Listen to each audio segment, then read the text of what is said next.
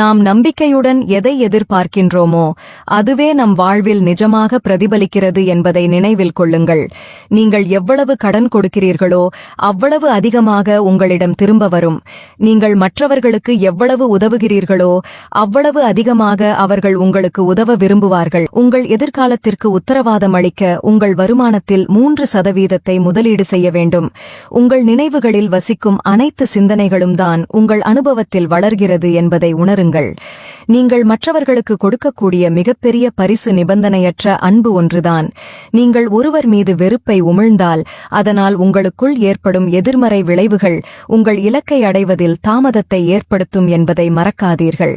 வெற்றி பெறுவதற்கும் நமது இலக்குகளை விரைவாக அடைவதற்கும் நாம் கற்றுக்கொள்ள வேண்டிய விஷயங்களை ஏற்கனவே கற்றுக்கொண்டவர்களையும் கற்றுக்கொள்ள ஆர்வம் உள்ளவர்களையும் விலை கொடுத்து வாங்குவதற்கு அவர்களை கண்டுபிடிக்க வேண்டும்.